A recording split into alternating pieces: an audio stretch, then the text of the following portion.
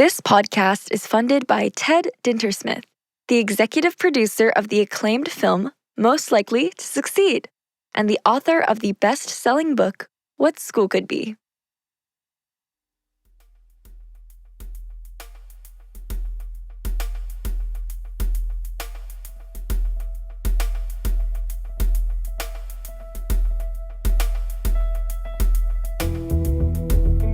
Hey everyone, welcome to the What School Could Be podcast. I'm your host, Josh Rapoon. Before we start the show, please check out all the resources at whatschoolcouldbe.org and our global online community. If you're a committed education change agent ready to roll up your sleeves and reimagine teaching and learning, simply install the What School Could Be app on your mobile device or navigate to community.whatschoolcouldbe.org. I hope to see you there. Listeners, I am pleased to share two pieces of epic news. Ted Dintersmith's forthcoming book, titled Aftermath, The Life-Changing Math That Schools Won't Teach You, offers a rethinking of how math is taught and valued. It's packed with the bold math ideas that shape your beliefs, actions, and dreams. It's the math you should have studied in school, not all that rote math you never use. Aftermath will change how you view math, life, and human potential. It turns out everyone can be a math person. Stay tuned at teddintersmith.com. I'm also pleased to share news about Multiple Choice, a new documentary What School Could Be is supporting that takes viewers inside a Virginia community which has transformed teaching and learning. It's a story of educators, families, and students finding purpose together, building a system grounded in care and real-world learning. This film explores what happens when students are invited to design their own futures, not just prepare for a test.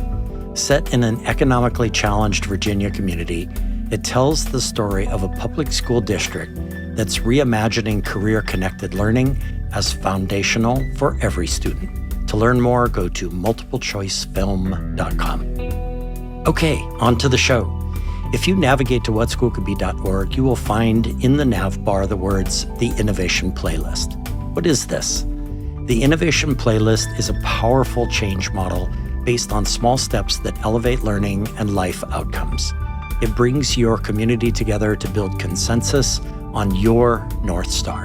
It trusts teachers to lead the way, build on successes, draw on best practices, and do what you take joy in, challenging your students in creative, distinctive ways that prepare them for life. One of the playlists is called Student-Driven Learning. Imagine your children, your students, fueled by intrinsic curiosity and motivation, enthusiastically learning without your constant oversight. Student-driven learning gives educators the time to truly guide, inspire, and encourage deeper learning. When we empower students to do bold, creative work, they develop distinctive higher-order competencies. But creative work demands different, more authentic assessments.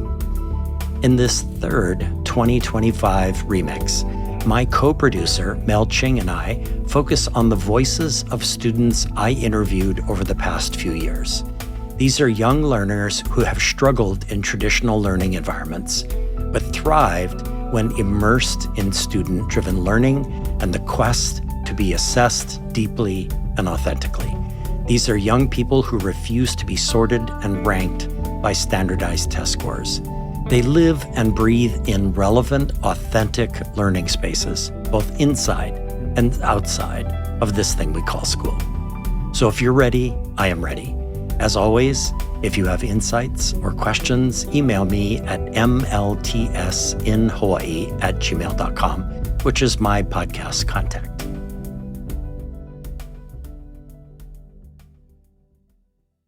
Through the lens of global citizenship, M&A Naz Khan sparks our imagination, seeing learning as connection across distance, culture, and shared purpose. To her, being a citizen of the world who happens to live in Istanbul means rolling up your sleeves wherever you are, creating, learning, and lifting others as you go.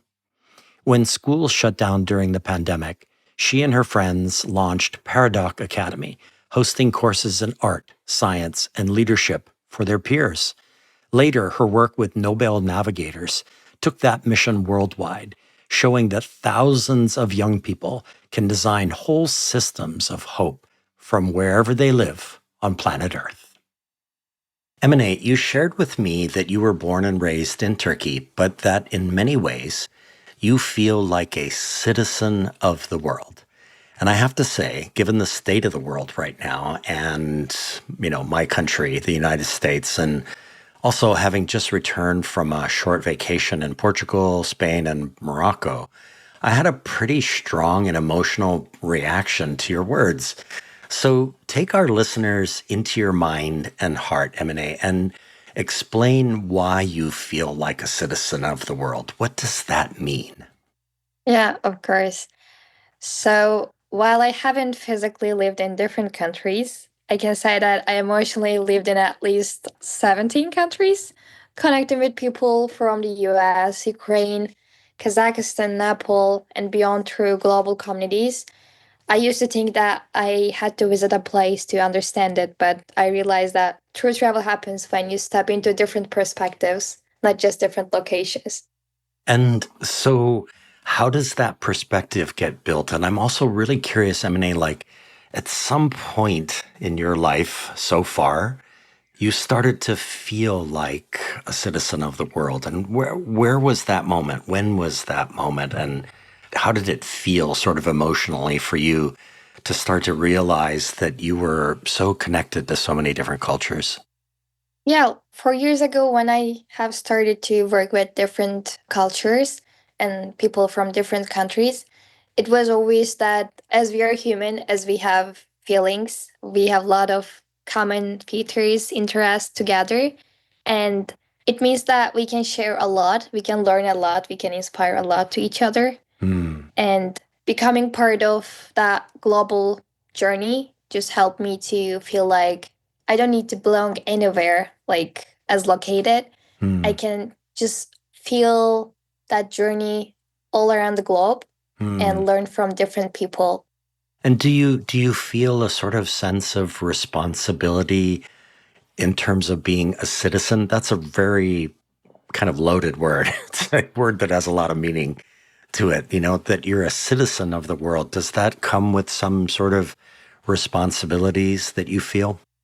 First, like wherever I'm in, I'm trying to build that place in the best way to inspire people and to learn from them. Hmm. It is not just about if we're in this world, we are here to contribute to it. Yeah. World is working for us and we are protecting it, of course. And also we are contributing and we are helping each other on this earth. Yeah, I love that concept that if you are a citizen of the world, there's a contribution that you need to make. Yeah. Hopefully, it's a positive contribution. So, just as a fun follow up, M&A, in part because you are Turkish, but you apparently love American flag football and play for your university's team, the Lions. So, this kind of caught me by surprise. But there is a deeper concept in play here, which is your love of teams, true teamwork. Yeah. So tell our listeners about playing flag football and what teamwork means to you. Of course, it was surprising to me as well to just start to that field. Beyond academics, I've always been drawn to teamwork, not just the kind where one person does all the work, but real collaboration, where people bring out the best in each other. That's why I love playing flag football with my university's team. Sports have taught me resilience, strategy, and how to trust others. Hmm. And for flag football, it's like rugby, but with less tackling. Kind of Yes. like arguing with professors, still intense, just fever bruises. I used to play rugby when I was in college, so I know the feeling of the bruises for sure. But I love the idea that you have to sort of come together as a community to play the game. And so is this organized by the university, or are the students and professors whoever plays, do they do all of the organizing of, the teams and also the schedule and the games that are played? It is like universities, they're who created the organization of the team, Hmm. but if you need to become a team, of course, it's coming from your efforts, not just from formal organization. So it's definitely created by all efforts of our teammates. Yeah. And it sounds like it's just a ton of fun. Is that true? It must be a ton of fun. It's great journey and it adds a lot of things. It's not just about sports for us. It's actually learning from each other, having fun, learning friendship, spending time together while tackling with challenges. So Yeah. And also a chance to release from the intense learning that you're always doing, of course, which is definitely, nice. yes. Yes, that's the way I felt about rugby as well. Although I wasn't studying very hard when I first went to university, it still was a great outlet just to get those energies out there. So, okay, I'm going to quote something you wrote in my intake form. So bear with me. It's not a short quote. So, quote, my biggest adventure so far has been shaping education while still being a student myself. I am studying to be an industrial engineer, yet I'm also engineering a better education system, one that doesn't treat students like they belong on a factory floor, but actually prepares them for real success in work and life, end quote. So you have already designed, engineered, and built something called the Paradox Academy. So what is this academy and why did you build it? And what was the result and the impact of you building it? Yeah, of course. Before this interview, we were talking about how we started also like working at home after COVID. So it was a huge thing which changed our lives intensely. And the moment I felt true sense of purpose just came in that time. Schools were closed, but learning couldn't stop. I saw so many young people, they were actually my peers, in Turkey struggling to access meaningful education beyond their textbooks, especially in different skills outside school that we are learning, technical and leadership skills. And that was a time that we realized we were not able to even find our passions, what we want to do in the future beyond academics. And we started to offer some courses and mentorship to our peers. They were in different areas. They were about art, they were about quantum physics, like astrobiology, interesting fields. So we were able to reach 200 plus students, and we realized that education shouldn't just prepare you for exams, it should prepare you for life. And if the system wasn't providing that, we would. And so in this case, M&A, who's we? Did you have people who joined with you right away in terms of the delivery of the coursework that you were constructing? How did Paradox work in the beginning? Yeah, of course. When I came up with that idea, I was so confused how to start. I can So I imagine. asked people of my mentors, like how to start a project, how I can create my own academy. And they were like, you need a team. I got it. So I had to find some people who I can work with, who I can share the same purpose with. So I just asked my friends in my debate club, and they were also eager to help people, to our peers, to ourselves to learn and grow. And it was a great time. We had a lot of free time to spend on a huge project. So we just created that project from zero. We have learned marketing, we have learned partnership, a lot of things at the same time. There were 8 co-founders with me, and it was a huge experience for all of us. Wow. That is just so amazing. And you were doing this mostly under lockdown, or at some point lockdown ended and you began to collaborate in person together? How did that work? So we were in different cities actually, and we were all locked down, so we were not able to go outside. We were spending all of our days just to create that project. And then after this stopped, like after quarantine was ended, we were still in different cities. And right now, my teammates, not even in different cities, they were in different countries after just our high school. One of our teammates just went to another country to study as well. So actually, we realized that for creating and for trusting people, sometimes it's okay not to see them in person. Yeah. We can build amazing teams just with like this and Wi-Fi. So I love that idea, and that goes right back to your sense of being a citizen of the world. It's that kind of Yeah. attitude that you can create anything with anybody, anywhere in the world now. That's the way the world works now with technology and everything. Okay, so there's a kind of obvious follow-up question for me, M&A, and it's about the fact that after you built Paradox Academy, about 4 years ago, you joined Nobel Learning, otherwise known as Nobel Navigators. So, what is Nobel Navigators, Nobel Learning?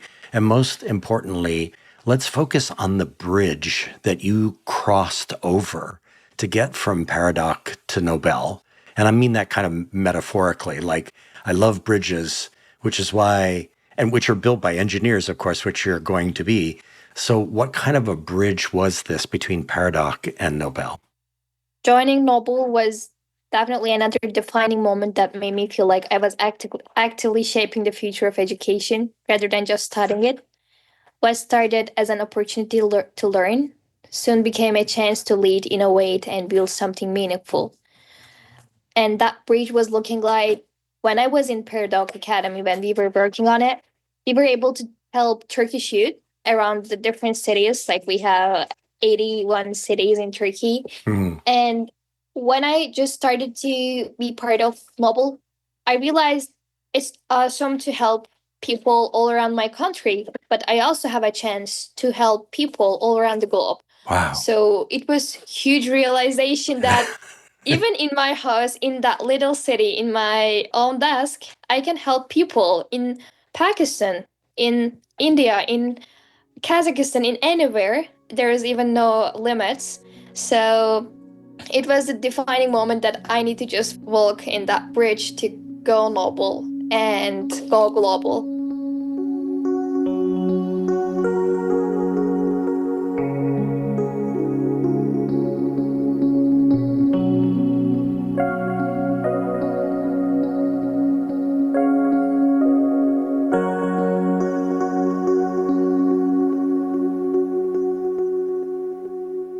Meet Kavika Kekoa Pegram, a force of nature in every sense. When East Island disappeared from the sea, Kavika, who learned about this catastrophe via Twitter, turned heartbreak into a movement, founding the Hawaii Youth Climate Coalition and rallying young people to demand change. When I interviewed him, he spoke with fierce clarity about student voice, leadership, and the power of local journalism, reminding us that when youth lead with purpose, they don't just imagine the future, they build it. He believes true leadership is shared, not hierarchical, and that real progress comes when every voice is heard. Kavika's story is a masterclass in courage, conviction, and the art of turning vision into action. So, Kavika, I want to focus now a little bit more on the work, specifically on the work that you're doing. So, John Schwartz, a writer for the New York Times, sent out a newsletter that included a section about your work organizing a 400-person march focused on climate change in Honolulu in March 2019, if I have that right, which is part of a larger global series of protests associated with Greta Thunberg, the young Swedish woman credited with inspiring the movement. And I would love to focus, Kavika, on the moment when you were offered the opportunity to lead this march in Hawaii. So my question is, what in that moment gave you the confidence to say, yes, I'm going to do this, I'm going to take this on? Yeah, so the story, the way it started was I was scrolling on Twitter, and like any current sitting president on a Sunday afternoon, I was looking at all these tweets, and I saw this tweet from David Hogg, who was the March for Our Lives guy, and at the time I really liked this guy, and I really respected him and his work, and he was kind of like the introducee to thousands of now organizers and activists that young people can get involved in.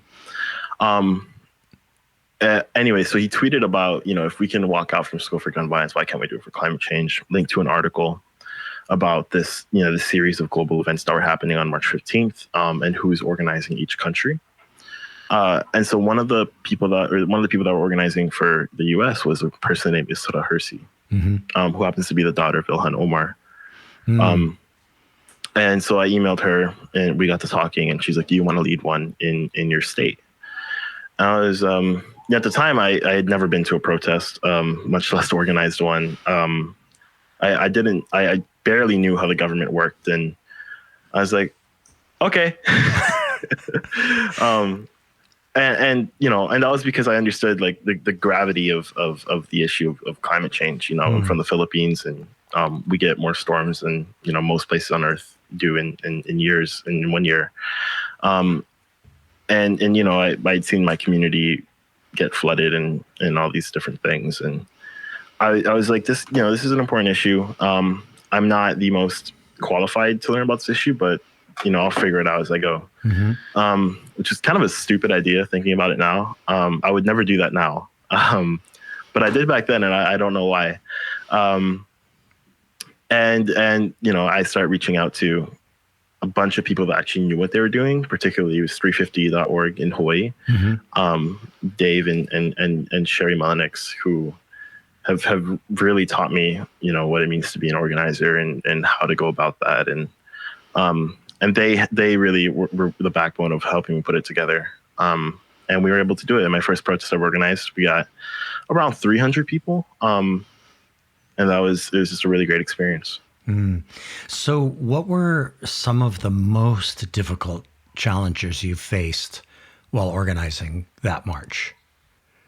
The hardest part was legitimizing it to myself. And, I thought about this a lot, actually. Yeah, it was figuring out, okay, right now, as of this moment, right before I send my first email, I could just tell Isra, you know what, I'm busy, I can't do it.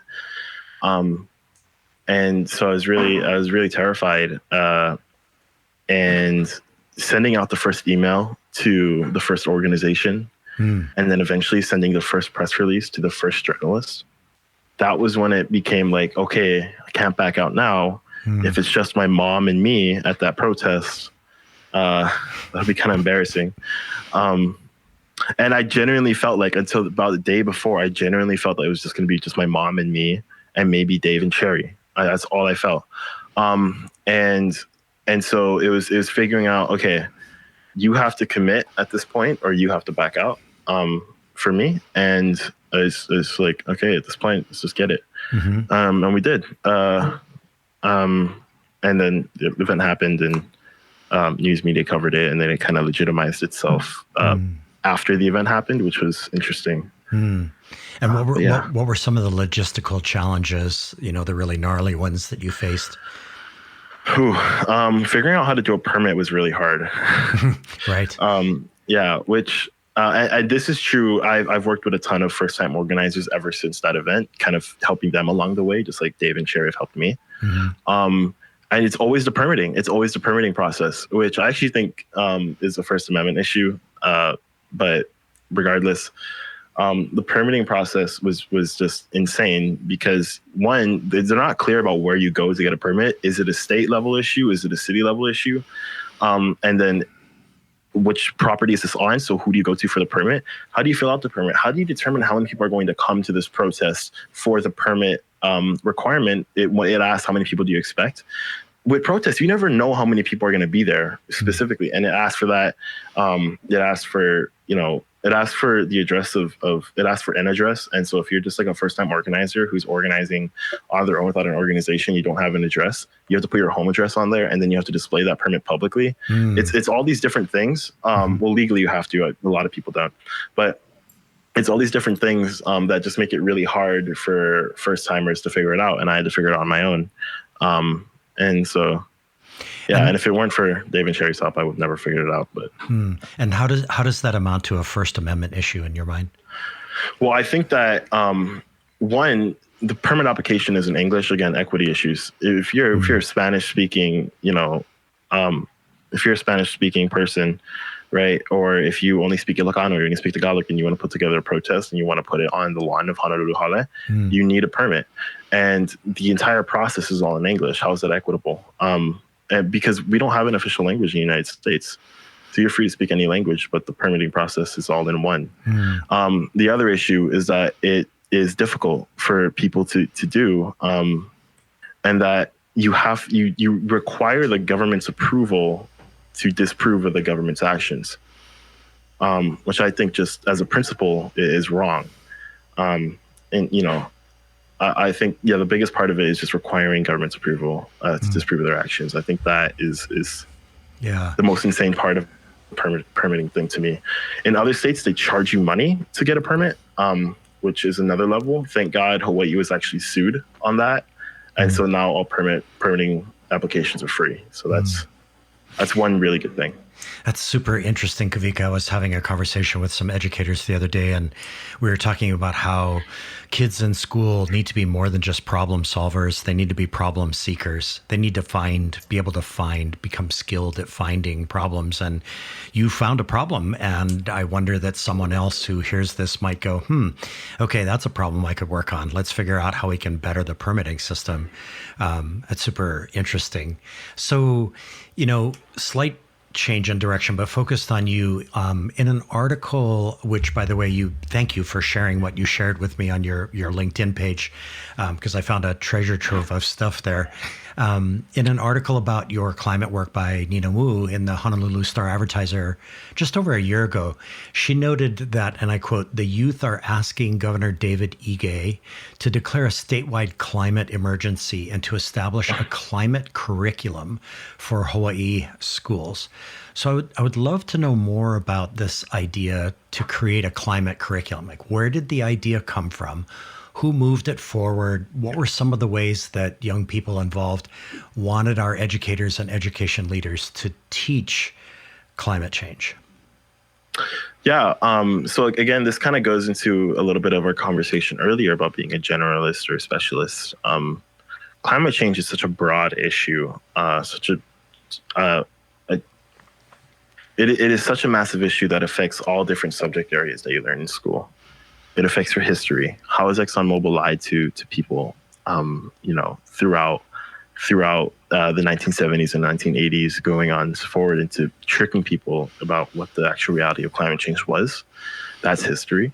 It teaches you about science, carbon in the air. How does that work? How does that actually make the globe hotter? It teaches you, it teaches you all of these different things, all these different specialties. And really, I think what we were trying to do with that was we were really trying to get,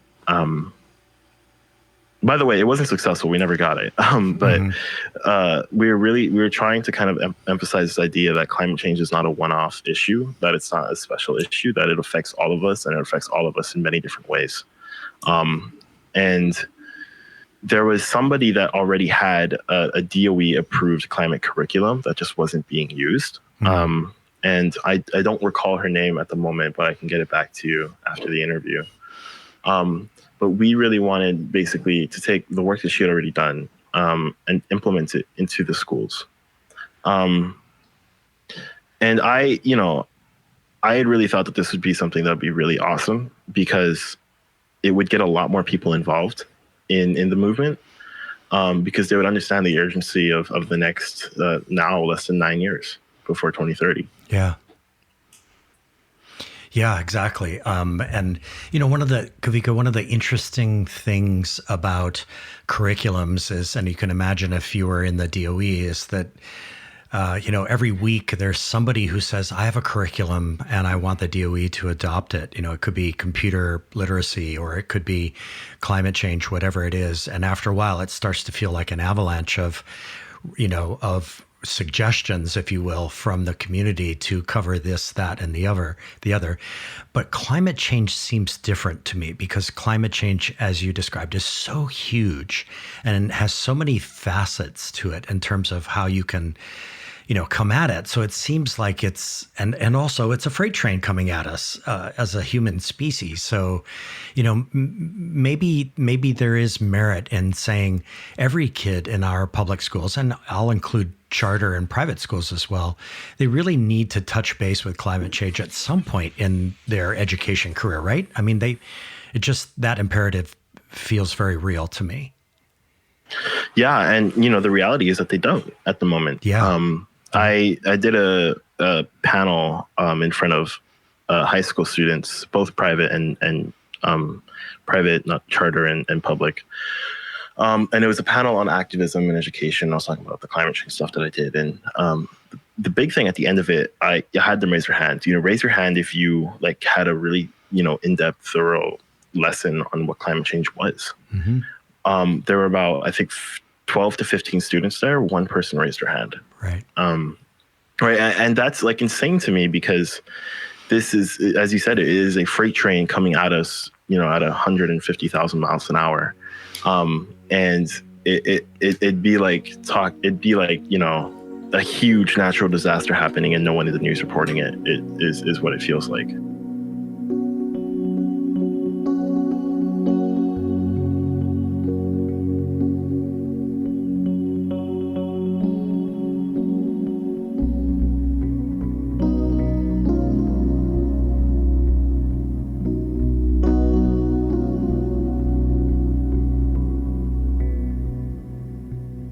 Buddy Leong is a born builder with an entrepreneurial spark and a heart for service. As one of the youngest founders to place in the global startup battle, he turned a surfer's idea for a GoPro mount into a global innovation story. I interviewed him while he was still in high school. At that moment, he had become the executive director of virtual student experiences, connecting students worldwide with industry pros, proving that learning can happen anywhere. With over 4,000 hours of community service before he graduated, Buddy lived his belief that real education happens through doing, through projects, people, and purpose. His story is a reminder that curiosity, when paired with action, can move entire communities forward. So, Buddy, in the Punahou Bulletin, I read, and I quote, "Last April, with students across the globe attending school from home, Buddy Leong, who's going to graduate in 2021, had an idea to create free Zoom webinars for high school and college students to connect with professionals in their careers of interest. He recruited his brother, Coco Leong, and fellow Punahou students Jonathan Wu and Thomas King, as well as several students in California, to launch virtual student experiences." Wow. So what a lead-in, Buddy. Our listeners want to know what happened after this article posted last September, some 7 months ago. What's unfolded in terms of virtual student experiences? Man, that really was a long time ago. I think we've come really far. We established a South Korean team, and so we've had we're working with a couple of students in South Korea to host webinars in Korean for Korean students with Korean-speaking professionals. And so what I think that's super interesting how we can apply this concept from Hawaiian English to another place across the world. Like I said, it's sort of like a puzzle, trying to figure out how exactly this is all going to work together. But in addition to the South Korean team, VSC has also continued to host various career webinars in English. And I think since then since April we have worked with the Hawaii DOE CTE department to host some webinars in Japanese and Korean for Japanese and Korean students in Japanese and Korean, which was a very interesting and awesome opportunity. So what's the core mission and vision of VSE? The main core mission and vision of VSE is to provide a easily accessible and free CTE resource for students around the world. So basically, for anyone who is curious about a career or wants to learn more about a career that they are currently pursuing, whether it be in college or high school, then they can go to VSC, look at our webinars, and learn from professionals who have actually been in that field, taking primary source information, sort of learn from them what it's like on the job and really what it takes to get to where they are. Mm-hmm. And it seems to me like kind of the bedrock of this thing is an assumption that there is a curiosity factor out there, that there are young people who are wanting to know about certain types of careers. CTE, by the way, stands for Career Technical Experience, right? Or education. So there's this curiosity factor, and you are tapping into that, right, buddy? That's what's going on here? Yes. And so how do you bring people into the experience? What's the recruitment process like, or how do you open it up to people? So we have our marketing manager, which is my brother Coco Leong. And so what he does is he posts at least our past webinars on all of our social channels, which students can view at any time. And before webinars go live, I create a weekly update email, which I send it to all of our partner schools and programs, which they send to their students. And from there, they're able to sign up for live webinars with these professionals and ask them any questions they want to. So yeah, our main streams are through that weekly update, which anybody can sign up for on our website at, sorry for the plug, www.virtualstudentexperiences.com, or by being a student at any one of our partner schools or organizations. Yeah, definitely sounds like you're leveraging social media to the max in order to get the word out to people. That's super interesting. So you also list yourself on LinkedIn as a talent acquisition analyst for Brain Gain Hawaii. So my question, buddy, is about traditional high school transcripts, grades, SAT scores, and other metrics that don't seem to reveal much about who a person is, what they can actually do, and what they know. So in your perfect world, buddy, what evidence do you need to make a great talent acquisition decision? Like how... And well, let me ask you that first, and then I'll ask you a follow-up question about education. Well, talent acquisition is really that falls under recruiting. So I think it really depends on the job that the hiring company or person is looking for, what sort of skills they're looking for, what sort of education background, what kind of experience background, whether they want an entry-level person or some person with 10 levels of experience in a specific industry. So it's really looking at a whole bunch of different things and trying to find this perfect person for this company. And what are the skills and habits and dispositions that you're on the alert for as you look at talent acquisition? It really depends on the specific job that the hiring manager or the C-suite professional is looking to hire. Well, let's say one area of interest for you is finance, right? So what are those talents that you're looking for? Let's say, for example, if I were a financial firm looking to hire somebody. So at least at my age, you'd probably be looking for a financial analyst. And at that point, you would probably be looking for at least one internship, in addition to skills such as financial modeling, Excel work, leadership, communication, different technical skills like a certain level of math, or possibly some computer science or data science.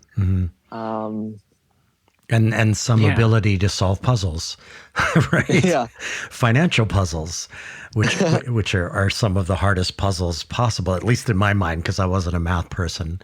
I never have been.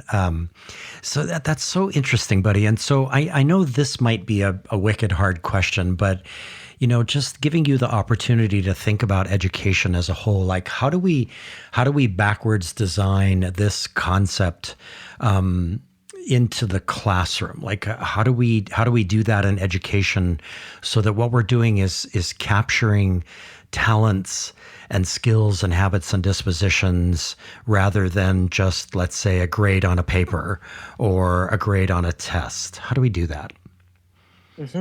I think watching the film Most Likely to Succeed planted some very crucial ideas into my mind for this question.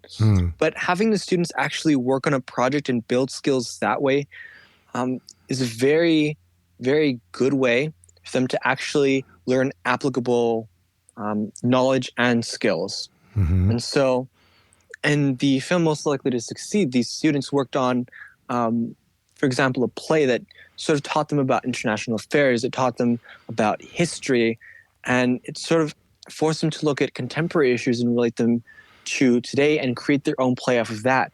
And their entire year was based off of this one project, which, as they said in the film, is really, really non-traditional, because you may not be getting this deep understanding into one specific area. But in my mind, you're going to forget that super deep understanding in that one area, or at least 90% of it anyways. But the way that they taught it is through experiential learning and skill building, which I feel if I were to go through that process, I would retain more of that information and become a better student and better learner in that way. Because I would be able to see exactly where I can apply this in my life, how this is going to be applied later on, and just the whole process of why I should be interested in this and why I should be learning this. I know this is unorthodox to do this in a podcast that might be listened to, months from now, buddy, but coming up next week on April 14th in 2021, and I'll text you about this after we're done today. We're doing a retrospective to Most Likely to Succeed. So we're bringing back Samantha and Brian, the two students, for a panel discussion with their teachers and some of the principals. And I would absolutely love for you to be on that call, because Samantha's story is particularly interesting. Here she was, the sort of organizer of this play, or the director of this play in the film, but today she's in college studying astrobiology. So there we go, talking about transferable skills, right? Super interesting. So, just kind of finishing up about the talent acquisition thing. I was just very struck, buddy, as I was preparing for our conversation today, and, spending a lot of time on your LinkedIn page and also just Googling and some of the articles that you've been talked about and so on, that if I were looking to hire somebody, if I were looking to hire you, buddy, I really wouldn't care at all and wouldn't even want to see probably your high school transcripts, your grades, that I just don't care much about them, other than the fact that they would tell me that you worked incredibly hard, right? What are your thoughts about that? Yeah. I 100% agree, especially when at least I'm going through these different resumes. I go through hundreds of resumes and thousands of people. I never look at what high school they went to, or they never list their transcript, of course. I don't really look for National Honor Society. What I really look for is, what experience does this person have? What are their different types of skills? What exactly can this person do? I think school is very good at maybe building some technical knowledge about a certain topic, but experience will top all of that in a flash.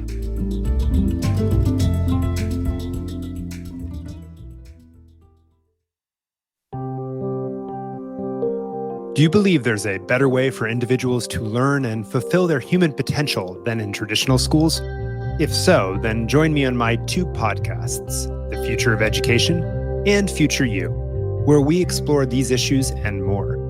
My name is Michael Horn, and I've been working to build a better future for all individuals for over 15 years.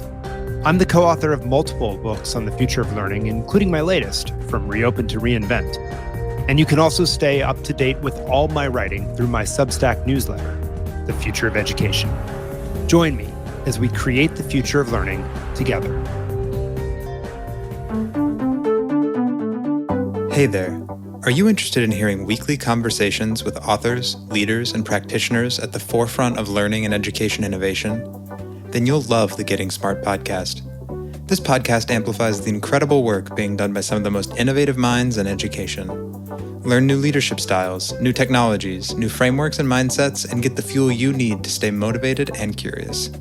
Together, we can empower all learners to thrive. It's available at gettingsmart.com or wherever you listen to podcasts.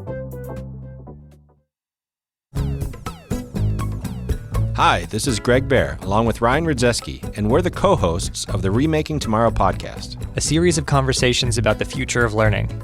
We encourage you to find and listen to the Remaking Tomorrow podcast wherever you listen to your pods. You'll find over 60 past episodes that you can browse and listen to whenever you'd like. Remaking Tomorrow is powered by Remake Learning. Learn more at remakelearning.org. Want to know where education technology is headed? Join hosts Alex Sarlin and Ben Cornell on EdTech Insiders, the podcast read by leaders at Google, OpenAI, Microsoft, thousands of EdTech founders worldwide. Hear exclusive interviews with Sal Khan, Sam Altman, Hillary Clinton, plus weekly deep dives on AI in education, funding news, and emerging trends. Whether you're a founder, investor, educator, or just EdTech curious, EdTech Insiders is your guide to the future of learning. Subscribe now wherever you get your podcasts. Search EdTech Insiders.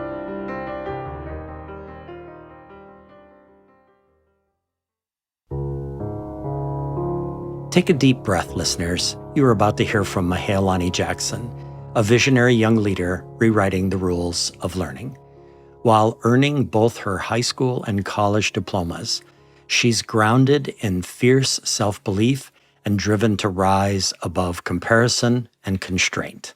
Inspired by the book, The Power of Your Subconscious Mind, as a high school senior, she questioned why, quote, college prep so often narrows curiosity instead of expanding it, imagining schools where students learn by trying, failing, and beginning again, collecting failures as badges of courage. She's fully explored the power of AI, and she's unafraid to challenge the limits of traditional education. Mahealani's call to let kids be kids is both a manifesto and an invitation to reimagine learning as a space for curiosity, creativity, and permission to dream. So, slight left turn here. Let's talk about this concept of college prep. Likely every senior in America is thinking about this right now because we're recording here in October of 2024. So you shared with me the following, and I'm going to quote, "It's as if school holds my hand the whole way, and then one random day in May decides to let go. You go from utter dependency on the adults and higher-ups to being almost left in the dust," end quote. So I'm sharing this quote out of context. So provide the context for us. And here you are, a senior at Kamehameha Schools. A lot of things that we do at Kamehameha, whether that's AP or, we have the dual credit courses, which is, dual enrollment, so you get college credit. It's a lot of we're preparing you for college. And I've always thought to myself, and now that I have friends who are in college and me now taking online college, I've realized that it really doesn't, maybe workload wise, but even I think the workload for those classes can be excessive. I've heard alumni from my school come back to speak to us, and they're like, if you're doing decently okay at our school, you're going to excel in college because it's nowhere like this. But I think the biggest issue is that college prep doesn't focus on the big things that matter. Is that in college, you have a lot of free time. All of a sudden, you go from being told exactly where to be, lunch here, this there, this assembly, and now you have this whole day to yourself. You just got to be at 2 classes here and there. And so now it's how do you critically think with time management? How do you do all these different things that are actually going to make you be the person you want to be? You're not taught that in college prep. You're taught okay, expect this rigor in your classes. But what about when do I do that work? What is the best time for me to critically think? Okay, where do I see myself? How do I figure out where I want to be in a couple of years? How am I going to create that life for myself during this so much free time in college? And so what I think really goes wrong with college prep is, high school, they're holding your hand the entire way. And even if that was the case, you'd think that as you climb up, freshman to sophomore, they'd let your hand go a little. They really don't. And so it's just one day, it's you're on your own, go figure it out, learn how to file taxes, all those things you really need to learn in life. And it's just, you're right into a whole different world. So wave your magic wand, Mahea, and recreate the high school experience, public, private, charter, doesn't matter. What would you think would be the best way to create a learning environment where college prep wouldn't be like prep, it would just be like college is a possible option? Oh, that's such a good question. first of all, I think with the way that we're going, college is becoming less and less relevant too. So why are we prepping for something that, students in 5 years may find that it's just easier to learn a skill on YouTube, or find something else that makes them valuable to employers, or, use AI to empower themselves. I think in terms of like a dream school experience, I think we should spend high school nurturing students' interests, having them figure out what that could be. Because it's already ridiculous that we have to figure out what our career is going to be when we're like my age. I'm just 17. My brain isn't even fully developed, and I'm going to choose the rest of my life. And a lot of people around me are just choosing it for the salary or, because a good school has a good program, the status of it. Or legacy, following in the footsteps. Exactly. And Yeah. so when I look at things, I think like we have so much requirements. And my school is getting better at this, but we all need basic understanding of reading, math, but why do I have to go up to like calculus? Why do I have to go up if I want to be a painter? Why do I have to spend my time in biology and chemistry and physics if I want to be an author? Like, if anything, that should be what college is for. If I want to be a chemist, I can go to college and learn chemistry. But I spent a year in chemistry. I have literally no recollection of anything from that class other than like occasionally blowing up things. But there's a sense of not preparing students to understand who they want to be and just telling them, here's who you're going to be. And we're going to craft you into figuring that out. So Mahia, that's a perfect segue actually to this last question before we go to our second break. And I apologize, this is a big one. So in my last episode that I just released a week ago, I talked to an amazing educator in Georgia, in Atlanta, who is working with students in the Atlanta public schools to develop what's called a Student Bill of Rights. And I want you to channel your inner founding father, your inner James Madison.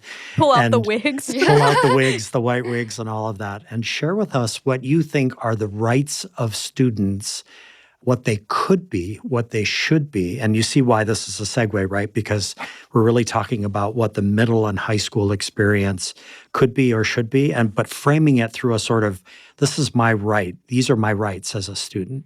That is a big question. I mean, I first just think about like what Hannah's doing, which is amazing, is that she helps us make those impact portfolios, right? Helping businesses. When I first started out, I was just like, I don't even know really what I want to do, but I'm going to choose a skill that's relatively not hard to learn, that I can figure out, use AI to help me with it. And that was web design. And from doing web design, I learned that I don't want to do web design. So even though I completed both of those projects, I just learned I'd rather do more helping businesses with social media. There's no one size fits all. It's new every day. It's super exciting to me. So I think when we have kids, get a taste of certain things, it's great. But I think we need to shorten the amount of time that kids are in school, because I think a lot of the things, whether it's homework, school really is a lot longer than just school. It's when you go home and you have hours of homework. You're spending relatively your whole teenage years focused on school, which is great. You do have to learn. Knowledge is power. That's what they say. But, I do think to some extent also playing around, trying new things. I mean, the best time to try anything is when you're my age, when you're in your 20s. I told my mom, like, would you rather have me start a business now and, like, have it fail, but I still can live with you and have a place to live, or try it when I'm, like, 50, have a decent amount of savings, but then I'm, like, homeless the next year? So I think that kids don't realize now is the perfect time to take risks, not to play it safe, to try all the different things.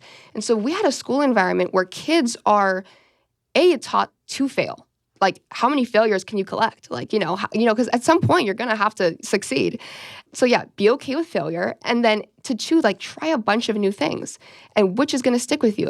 The amazing people we met at the Wahine Forum all said a teacher inspired them, or a new class they took on the side got them into, human-centered design or graphic design. And I just think, and that was what Hannah was for me, was to inspire me and show that it was possible. And so if school can show kids, what are some things that you just want to try, even if they don't work out, because it's not an end-all be-all. You're a kid. So letting kids be kids, I think, is what's most important.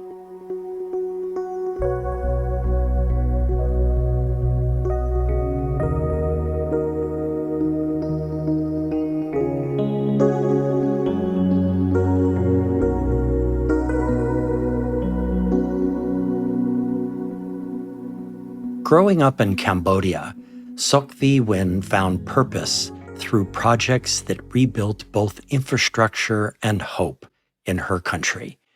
Her sanitation initiative brought clean water and dignity to local families. Her domestic violence awareness workshop redefined what it means to care. Later, as an international student, she built community again, this time through belonging and cross-cultural understanding. Sokvi reminds us that when education centers empathy, it restores more than knowledge, it restores humanity. So, Sokvi, you shared with me that almost at no point in your kindergarten through high school experience did you feel like the learning was engaging or connected to the real world. And my experience in school was exactly the same. So you also shared that a sense of purpose arrived on your doorstep during and after a community service project supported by the Cambodia's Future Foundation, CFF, as we've been talking about. So let's dig deeper into this project, which you already mentioned. What is the sanitation project you worked on in Cambodia, and how did this project lead to your leadership of a domestic abuse campaign? So tell us about both of these.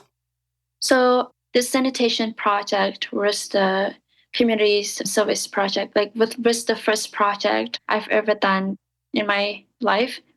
And like I mentioned earlier, I met CFF when I was in 10th grade.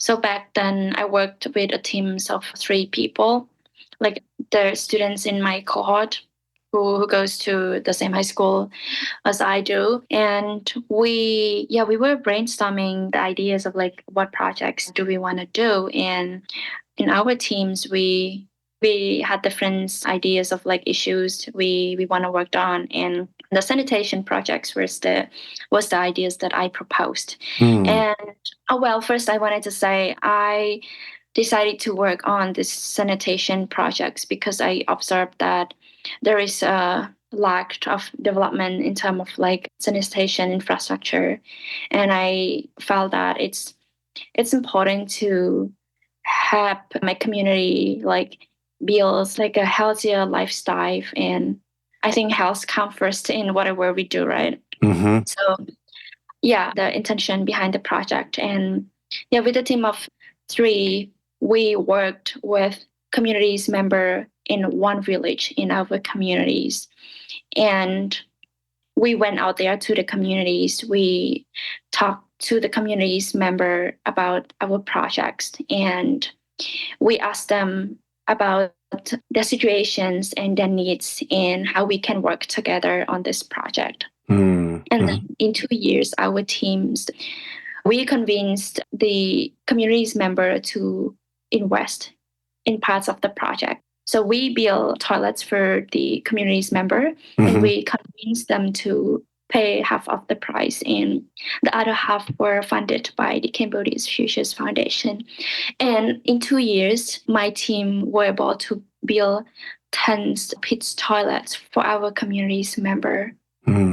By the time we're done with high school, when we finished the project. Wow, that's so amazing. I mean, we were just before the break, Sophie, we were talking about, economic development and helping your country move forward in a very micro kind of way, in a small area. You had a huge impact. You had a huge impact. I think that's just so remarkable, and that you must have learned so much from that first project. Is that true? Like you really felt like, wow, we really learned a lot in how we had to do this project and who we had to go to get for investment and all of the practical elements of it as well?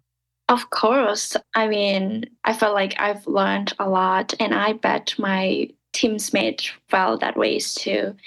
And for the first time, I felt like, I could do something. I could do something meaningful, and that really made me happy. It just opened doors like of possibility, and like I just like if I were to do like another like projects, even though it's similar or like different, I feel like I think I can do it. That's how I felt. I'm sure you could. Yes. Yeah. And then when I applied to be SHE-CAN candidates, we were required to do community-based projects as well. And then I decided to work on the domestic violence project. Because the domestic violence awareness projects were something that kind of stay close to my heart as well. Because like growing up in Cambodia, I witnessed domestic violence in my communities. And the problem is that in our culture, we view domestic violence very narrowly. Only physical abuse considered as abuse because the injuries appears on the body, but not like economics, sexual or emotional abuse. So I decided to create like a workshop for 28 high school students. And yeah, I created surveys, lesson plans, and like a discussion for the 28 students. And I mean, before the workshop, none of the students knew about emotional abuse. And after the workshops, they kind of better understand all kind of abuse, which was something important to me. So I was really happy to have done all this project, and yeah, thankful so much to the opportunities that I was given from CFF. Yeah, which made me feel that I could do any kind of projects that I want to contribute back to my community. Yep. And we have more projects to talk about, but I just want to, impress on our listeners, Seokvi, that what we're talking about is that your life would have been different had these kinds of project opportunities been available all the way through elementary and middle and high school.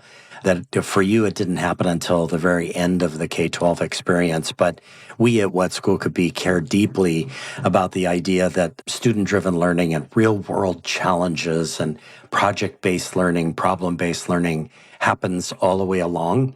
And it's not something that just gets tacked on at the end. So anyway, okay, so you shared with me your thoughts about what makes you a good hire by any company or nonprofit or organization. And you said your top skills are empathy and project management, which is an awesome combination. So let's talk about how these two skills and any other skills that you want to talk about have helped you succeed in two different projects. So what is your basketball project, and how did you go about using empathy to find out what the community wanted and needed? So this summer, I had the opportunity to create a basketball project.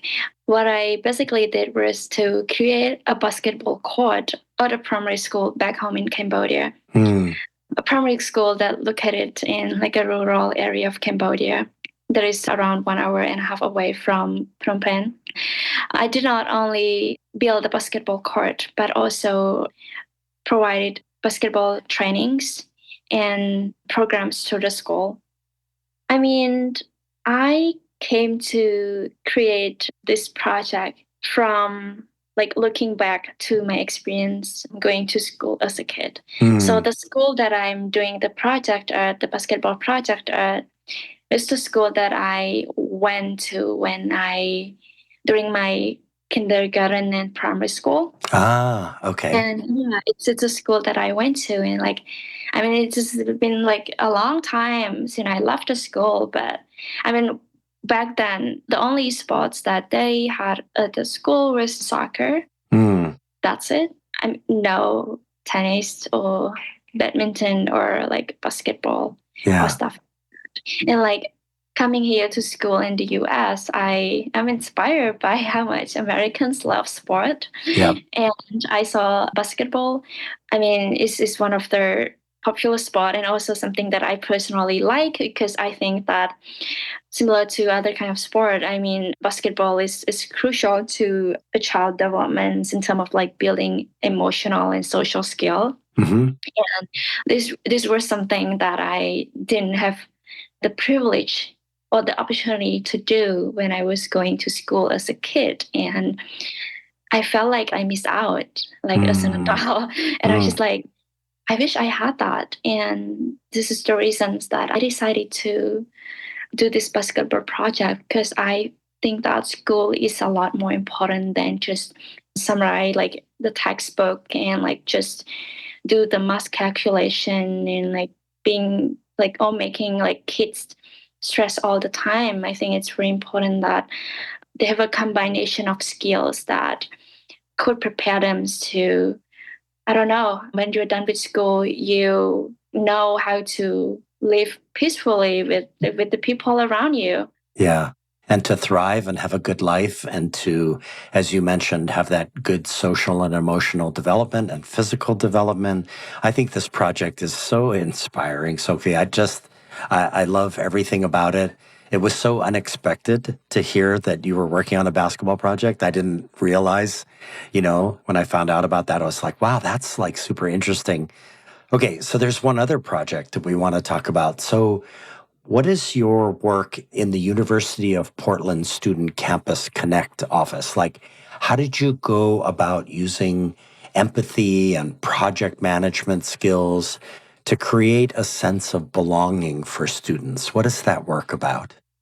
When I came to UP, my first impressions about the international student community was that it's a little small. And I just felt like I wish we had a bigger international students community. I think that would make it a lot easier for international students to find people that they can relate to in terms of their experience and the situations that they are in. And so when I was in my junior year at UP, I worked as an international students campus connector. And in my role, I work directly with the international student services.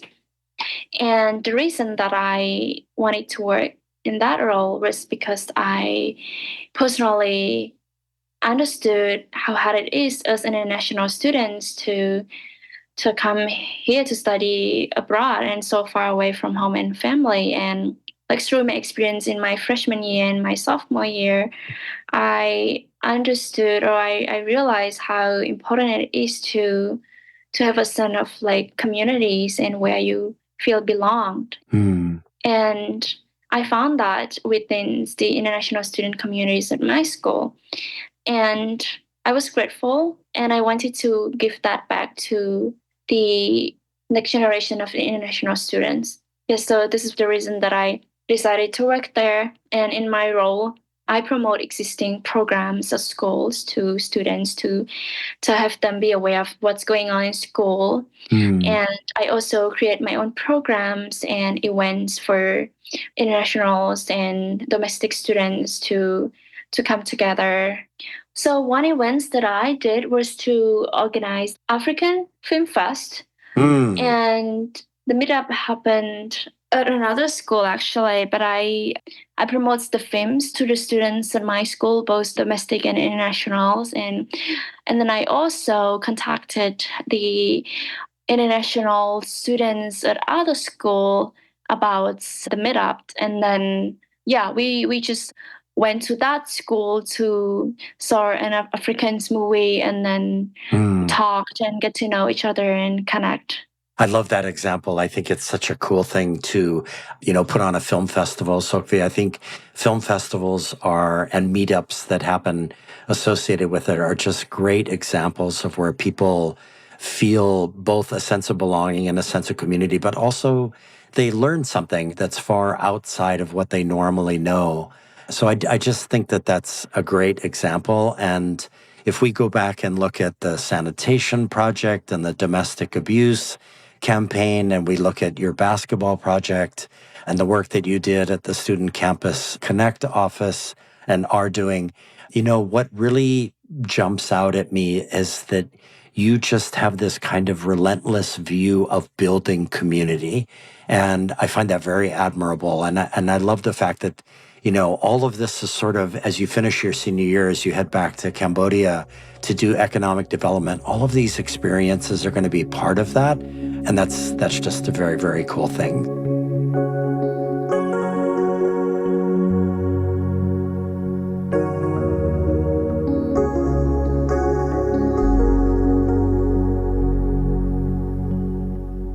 At the time of this interview segment, Frankfurt International School student Vama Kothari reflected on growing up across cultures and learning to see herself through many worlds at once.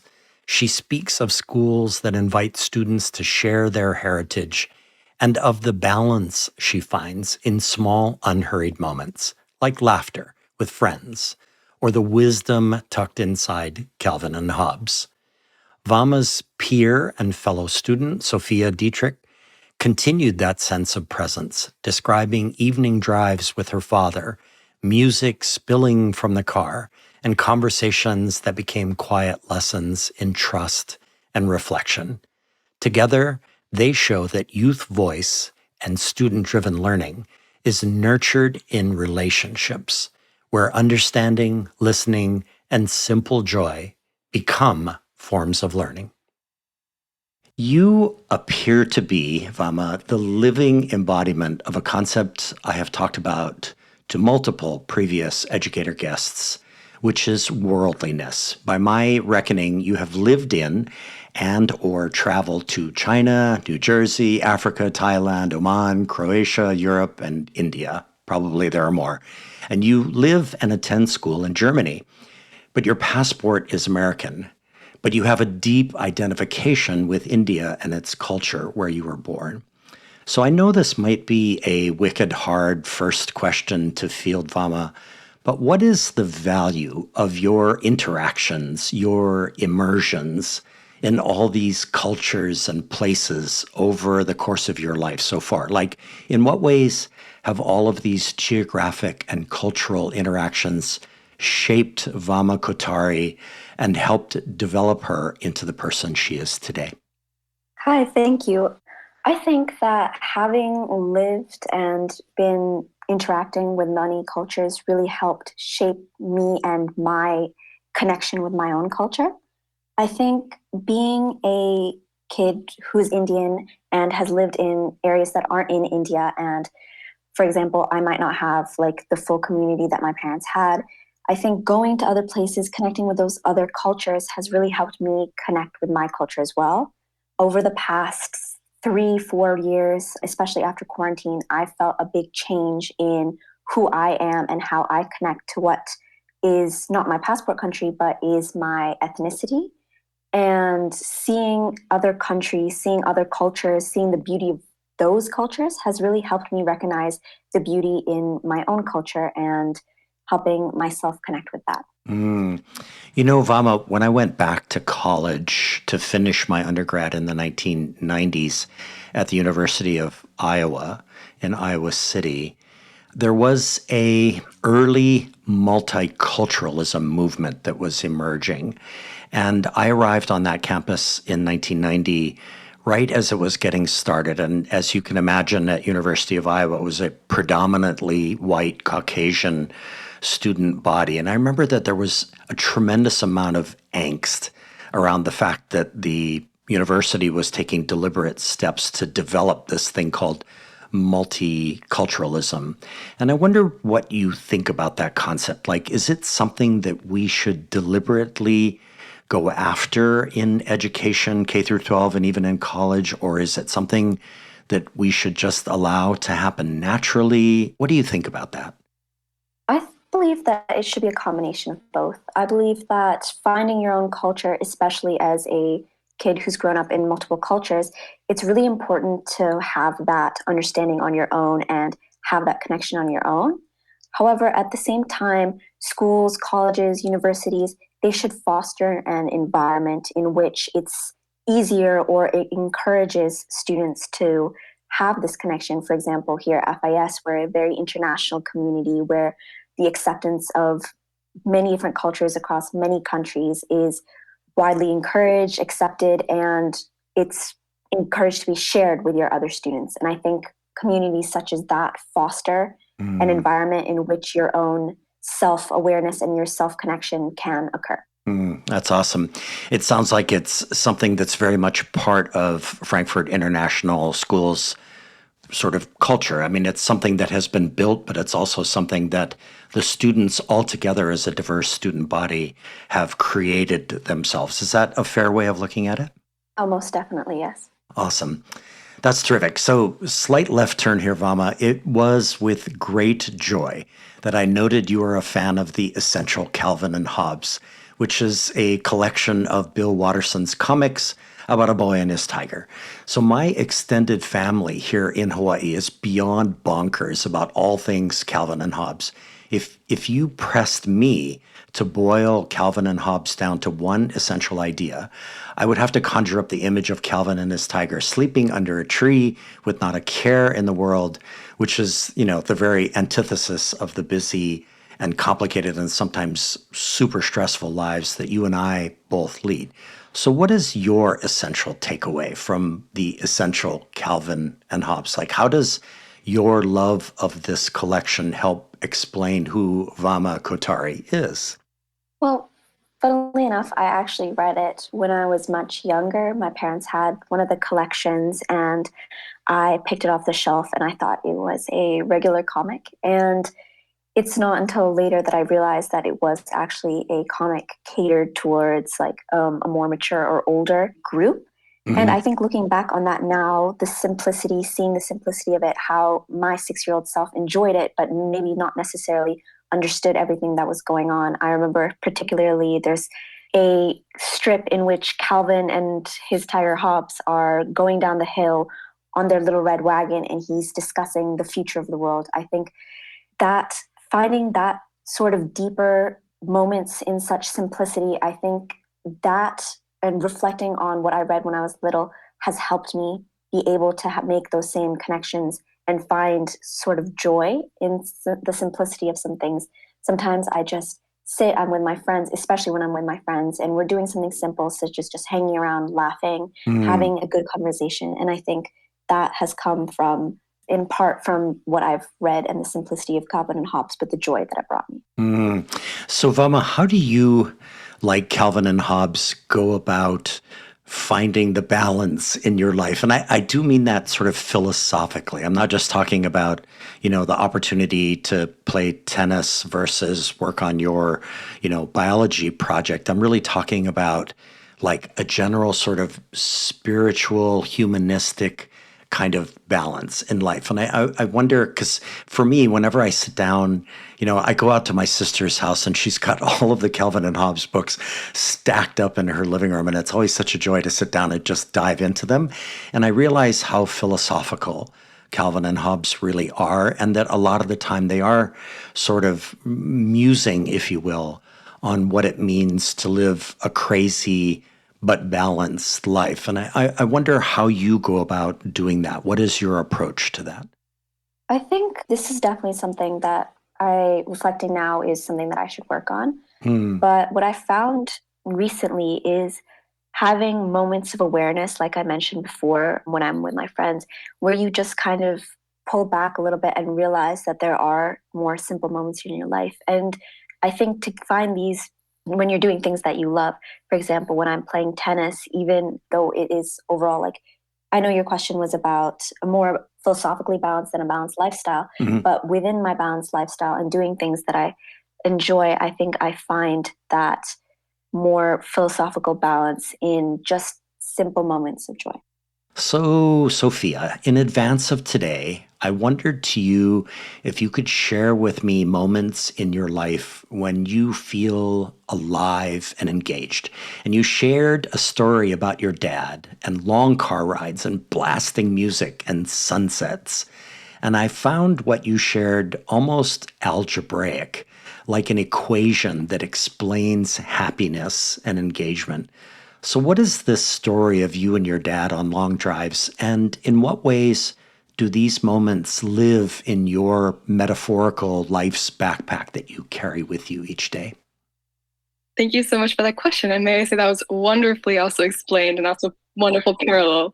So yeah, something I've realized is, throughout the years, you're gathering all these experiences and you kind of start to ground yourselves in certain moments that make you feel alive. And I remember talking with my dad about this the other day, and always when I would, come from a stressful day back home and something, he would, without even talking, this is a nonverbal conversation, he would be like, he'd just look at me and I'll be like, I would love to have a car ride. And we would get up, get in the car, and we would just drive. And there's something about, having the music blasting, the windows down, and just driving off. And, sometimes it is when, towards like sunset and whatnot. And that sounds very, I guess, fantasy-like. But, it sometimes is not even like that. It's just, it's happening in like real life.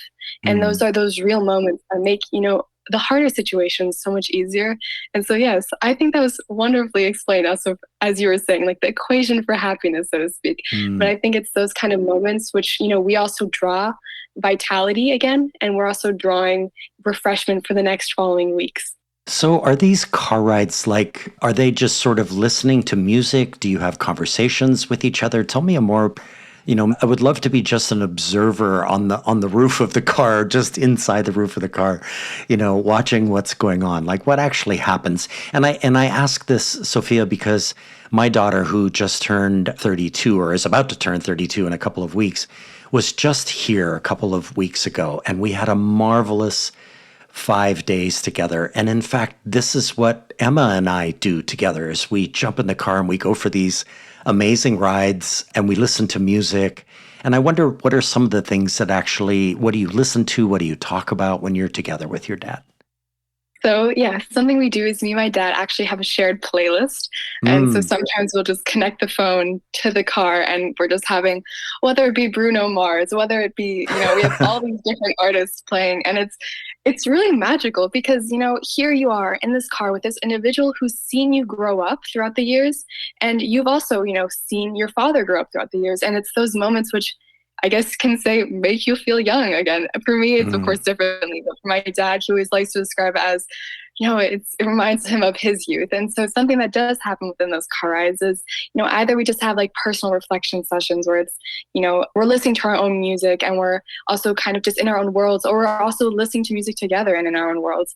Or sometimes something that I do love is actually having, deeper conversations. So those can be on a wide variety of things. But something I've realized is throughout the years, I've started to appreciate, people like and mentors in your life, which you can also don't necessarily have to characterize as mentors, but are always there for you, such as, for example, my father. So when there's like difficult situations, we like to also just talk about it. And it makes those car rides make it easier to handle, whether it be the passing scenes, which also remind you that life will move on. I guess you could also make that like, if we were to analyze this in one of our English classes, but it's something, you're sitting there and you're able to also discuss these things.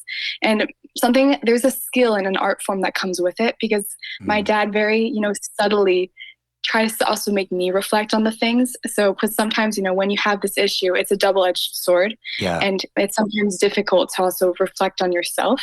And I think my dad politely also kind of nudges me to reflect on myself.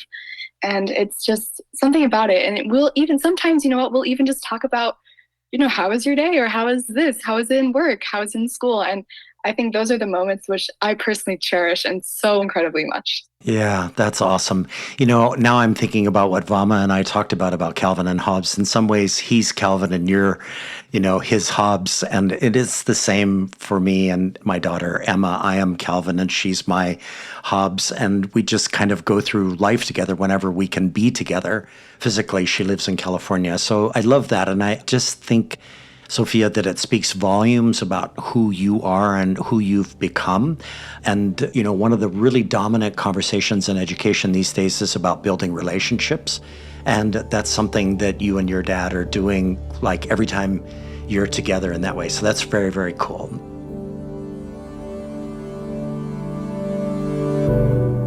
Our editor, creative consultant, and sound engineer is the talented Evan Kurohara.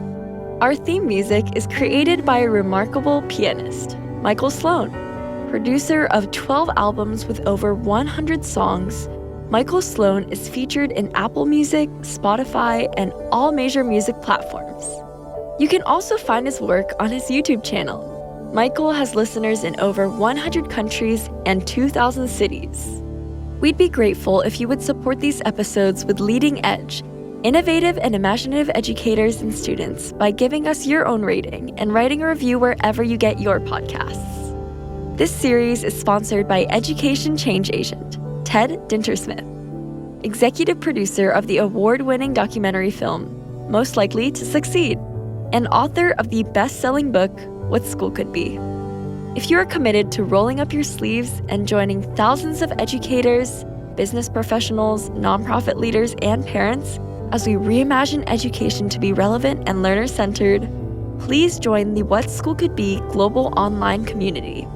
Simply log in to community.whatschoolcouldbe.org or download the What School Could Be app from your favorite app store. The What School Could Be podcast is brought to you by Josh Rapoon Productions.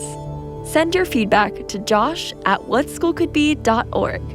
Follow the show on Twitter @WSCB Podcast and on LinkedIn @Josh Rapoon. Listeners, one of the most important things we all can do is to bring kindness and compassion into the world. For sure, we need a surplus of both right now. Until next time, ahui ho, and thank you for listening to the What School Could Be podcast.